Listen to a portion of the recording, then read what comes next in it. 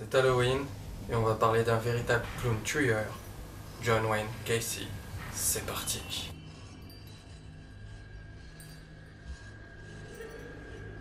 John Wayne Gacy, homme d'affaires puissant et respecté, considéré par beaucoup comme gentil et généreux.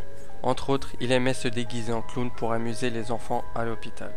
Mais personne ne se doutait que derrière cet homme si parfait se cachait un véritable psychopathe, violent, torturant et assassinant 33 adolescents en moins de 6 ans.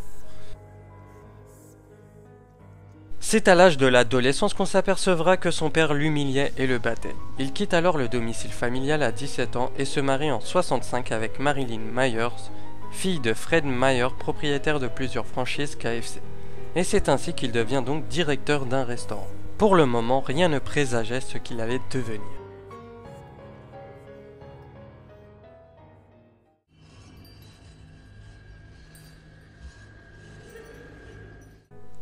Tout commence durant l'été 67 où il forcera plusieurs jeunes hommes à lui faire des fellations. Poussé par l'excitation, en violera un. Celui-ci ira voir la police, mais malheureusement, ils préféreront croire les dires du respectable John Wayne Gacy. Entre-temps, d'autres gens l'accusent, mais il reste toujours libre. Enfin, en novembre 68, il est condamné à 10 ans de prison.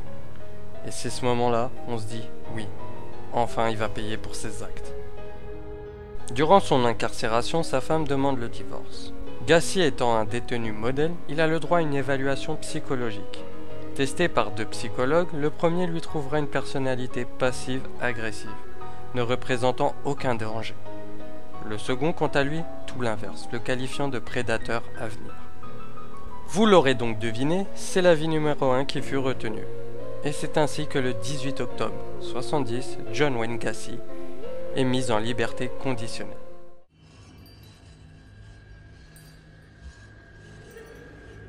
Divorcé, sans attache, sans travail, il repart chez sa mère à Chicago. Dans la foulée, il trouve très vite du travail, s'achète une maison et refait sa vie. Le 12 février 71, il est inculpé pour agression. Mais la jeune victime ne s'étant pas présentée à l'audience, toutes les charges seront abandonnées. Mais je vous rappelle qu'il était en liberté conditionnelle. Et ben vous savez la meilleure? Personne ne le savait. 1er janvier 72, il tue pour la première fois. Sa victime est âgée de 18 ans. Après avoir violé le jeune homme, il l'assassine à coups de couteau. 6 mois après, il est encore arrêté. Et personne ne vérifie ses antécédents. Il continua ainsi pendant des années, passant toujours à travers les mailles du filet. Et vous savez comment il a été arrêté? Pour détention de marijuana. Et c'est ainsi que les policiers, lors de leur fouille, ont enfin découvert sous le vide sanitaire un effroyable cimetière de cadavres décomposés. Son procès dura 5 semaines. Il sera condamné à mort. Il aura eu 21 condamnations à perpétuité et 12 condamnations à mort. Et c'est le 10 mai 1984 qu'il sera enfin exécuté par injection létale. Et c'est ainsi que John Wayne Gacy terminera sa vie. J'espère que cette vidéo vous aura plu. C'était Bofi, même chaîne, même présentateur et même bonheur. N'hésite pas à t'abonner. Ça fait plaisir. Allez, ciao.